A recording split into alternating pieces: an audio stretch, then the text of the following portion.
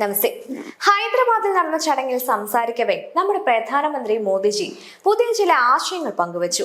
രാജ്യത്തിന്റെ വിദേശ നാണ്യ ശേഖരം സംരക്ഷിക്കുന്നതിനായി വിദേശ യാത്രകളും വിദേശത്ത് നടത്തുന്ന വിവാഹങ്ങളും ഒഴിവാക്കണമെന്നും പെട്രോൾ, ഡീസൽ എന്നിവയുടെ ഉപയോഗം കുറയ്ക്കുന്നതിനായി മെട്രോ ട്രെയിനുകളും മറ്റു പൊതുഗതാഗത സംവിധാനങ്ങളും ഉപയോഗിക്കണമെന്നും കാർ പൂളിംഗ് പ്രോത്സാഹിപ്പിക്കണമെന്നും ചരക്കു നീക്കത്തിനായി റെയിൽവേക്ക് മുൻഗണന നൽകണമെന്നും ആവശ്യപ്പെട്ടു. അതിർത്തിയിൽ ജീവൻ ബലികഴിക്കുന്നത് മാത്രമല്ല, ദൈനംദിന ജീവിതത്തിൽ ഉത്തരവാദിത്വത്തോടെ പ്രവർത്തിക്കുന്നതും രാജ്യസ്നേഹമാണെന്ന് അദ്ദേഹം പറഞ്ഞു. ഈ പ്രസ്താവന കേട്ട വാർത്തയ്ക്ക് കീഴെ 90% മലയാളികളും ചെയ്ത കമന്റ് കണ്ട് അത്ഭുതപ്പെട്ടുപോയി. അത് പിന്നെ പറയാം. എന്നാൽ നമ്മൾ ചാണകം എന്ന് വിളിക്കുന്ന ഹിന്ദി നിവാസികൾ ഒറ്റക്കെട്ടായി പ്രധാനമന്ത്രി മോദിജിയുടെ നിർദ്ദേശം ശിരസിലേറ്റുന്നതാണ് കണ്ടത്. PM-ന്റെ ആഹ്വാനത്തിന് പിന്നാലെ വിവാഹ ചടങ്ങുകളിൽ നിന്ന് സ്വർണം അപ്രത്യക്ഷമാകാൻ സാധ്യത. പശ്ചിമേഷ്യയിലെ സംഘർഷങ്ങളും ആഗോള സാമ്പത്തിക അനിശ്ചിതത്വവും മൂലം എണ്ണവില കുതിച്ചുയരുന്ന സാഹചര്യത്തിൽ രാജ്യത്തിന്റെ വിദേശ നാണ്യ ശേഖരം സംരക്ഷിക്കാൻ സ്വർണം ഇറക്കുമതി കുറയ്ക്കേണ്ടത് അനിവാര്യമാണ്. ഇനി മലയാളി കമന്റുകളിലേക്ക് വരാം. ഭരിക്കാൻ അറിയാത്തത് കൊണ്ടാണ്. ഇതിനു മുൻപുള്ള പ്രധാനമന്ത്രിമാർ ഭരിച്ചിരുന്നു, അപ്പോഴൊന്നും ഇങ്ങനെ പറഞ്ഞില്ല. പാത്രം പൊട്ടണോ, ഇന്ധനവില കൂട്ടാനാണ്. മറ്റു ചില കമന്റുകൾ പറയാൻ പറ്റില്ല, അത്രയ്ക്ക് മോശമാണ്. ഇങ്ങനെയൊക്കെയുള്ള കമന്റുകൾ കൊണ്ട് ആ വാർത്തയുടെ കീഴെ സ്വന്തം ബുദ്ധി നിറയ്ക്കുകയാണ് പ്രബുദ്ധ മലയാളി. സത്യം പറയട്ടെ, ഒരു തുരുമ്പ് പോലും ബുദ്ധിയോ വകതിരിവോ ഇല്ലാത്ത ലോകത്തെ മനുഷ്യവർഗം ഏതാണെന്ന് ചോദിച്ചാൽ അത് മലയാളിയാണ് എന്ന് നിസ്സംശയം പറയാം. ഇന്ത്യ സ്വതന്ത്രമായ 1947 മുതലുള്ള 78 വർഷത്തിനിടയിൽ പല പ്രധാനമന്ത്രിമാരും ഇതുപോലെയുള്ള ഉപദേശങ്ങൾ, അഭ്യർത്ഥനകൾ ജനങ്ങളോട് നടത്തിയിട്ടുണ്ട്. പ്രധാനമായും സാമ്പത്തിക പ്രതിസന്ധി, യുദ്ധം, വിദേശ നാണ്യ ക്ഷാമം, വിലക്കയറ്റം എന്നീ സാഹചര്യങ്ങളിലായിരുന്നു അത്. മൊറാർജി ദേശായി 1960-കളിൽ സ്വർണം ഇറക്കുമതി നിയന്ത്രിക്കാൻ ഗോൾഡ് കൺട്രോൾ ആക്ട് 1968 കൊണ്ടുവന്നിരുന്നു. സ്വർണം ഉൽപാദക്ഷമമല്ലാത്ത നിക്ഷേപമാണ്, കുറയ്ക്കൂ എന്ന് പരസ്യമായി പറഞ്ഞിരുന്നു. ലാൽ ബഹദൂർ ശാസ്ത്രി 1965 ഇന്ത്യ പാക് യുദ്ധ സമയത്ത് സ്വർണം വാങ്ങരുത്, കുറയ്ക്കണമെന്നും യുദ്ധച്ചെലവിനായി സ്ത്രീകളോട് സ്വർണ്ണാഭരണങ്ങൾ രാജ്യത്തിന് സംഭാവന ചെയ്യാൻ അഭ്യർത്ഥിച്ചിരുന്നു.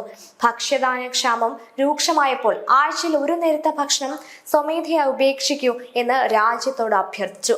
സ്വയം തിങ്കളാഴ്ച രാത്രി ഭക്ഷണം ഒഴിവാക്കി മാതൃക കാണിച്ചു. അതിൽ നിന്നാണ് ശാസ്ത്രവൃതം എന്ന പ്രയോഗം പോലും വന്നത്. ഇന്ദിരാഗാന്ധി 1970-കളിൽ ക്ഷാമകാലത്ത് കല്യാണങ്ങൾക്കും പൊതുചടങ്ങുകൾക്കും അതിഥികളുടെ എണ്ണം നിയന്ത്രിക്കാൻ ഗസ്റ്റ് കൺട്രോൾ ഓർഡർ കൊണ്ടുവന്നു.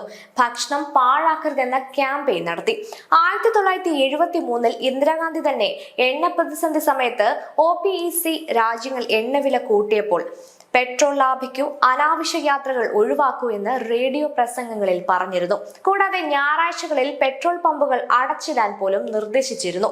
മൻമോഹൻ സിംഗ് 2008-2012 ക്രൂഡ് ഓയിൽ വില കൂട്ടിയപ്പോൾ ഇന്ധനം ലാഭിക്കാൻ ദേശസ്നേഹമാണ് എന്ന് പറഞ്ഞ് ഓഫീസുകളിൽ AC ഉപയോഗം കുറയ്ക്കാനും കാർ പൂളിംഗ് ചെയ്യാനും ആഹ്വാനം ചെയ്തു.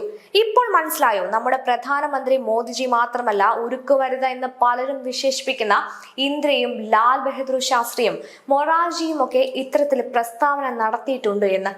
ഭാരതീയർ അത് അനുസരിച്ചിട്ടുമുണ്ട്. ഇനി പ്രധാനമന്ത്രിയുടെ ഒരു വർഷത്തേക്ക് സ്വർണം വാങ്ങരുത് എന്ന ആ ആഹ്വാനം കൊണ്ടുള്ള ഗുണം എന്താണ് എന്ന് നോക്കാം. കറണ്ട് അക്കൗണ്ട് കമ്മി കുറയ്ക്കും. ഇന്ത്യ ലോകത്തിലെ ഏറ്റവും വലിയ സ്വർണ്ണ ഇറക്കുമതിക്കാരാണ്. 2023-24 മാത്രം $55 ബില്യൺ സ്വർണമാണ് ഇറക്കുമതി ചെയ്തത്. സ്വർണം വാങ്ങുന്നത് കുറഞ്ഞാൽ ഡോളർ പുറത്തേക്ക് പോകുന്നത് കുറയും. ഇത് രൂപയുടെ മൂല്യം ഇടിയാതെ പിടിച്ചു നിർത്താൻ സഹായിക്കും. രൂപയുടെ മൂല്യം സംരക്ഷിക്കും. സ്വർണം ഇറക്കുമതിക്ക് ഡോളർ വേണം.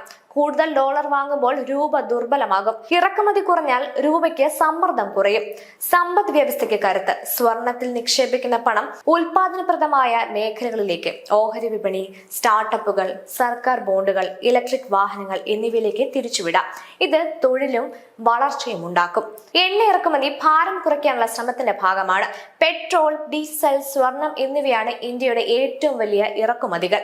ഇന്ധനത്തിനും സ്വർണത്തിനും പോകുന്ന ഡോളർ ലഭിച്ചാൽ പണം പണപ്പെരുപ്പം പിടിച്ചു നിർത്താം. ചുരുക്കത്തിൽ സ്വർണം ഉൽപാദനക്ഷമമില്ലാത്ത ആസ്തിയാണ്. വാങ്ങി ലോക്കറിൽ വെച്ചാൽ രാജ്യത്തിന് വളർച്ചയുണ്ടാകില്ല. അതേ പണം ബാങ്കിലോ വ്യവസായത്തിലോ നിക്ഷേപിച്ചാൽ പുതിയ ഫാക്ടറികളും തൊഴിലുകളും വരും. അതുകൊണ്ടാണ് ആഡംബരങ്ങളും അനാവശ്യ ചെലവുകളും ഒഴിവാക്കുക എന്നുകൂടി പറഞ്ഞത്. അല്ല, ഇത്തരം കാര്യങ്ങൾ ഗുണദോഷ ഫലങ്ങൾ മലയാളികൾക്ക് പറഞ്ഞു കൊടുക്കേണ്ടത് മാധ്യമങ്ങളാണ്. എന്നാൽ മോദി വിരോധം കാരണം BJPക്ക് ഗുണമുണ്ടാകുമോ എന്ന് വെച്ച് മാധ്യമങ്ങൾ ഇതെല്ലാം മൂടി വെക്കുകയാണ് പതിവ്. പെറ്റമ്മയും പിറന്ന നാടും സ്വർഗത്തെക്കാൾ മഹത്തരമാണ്.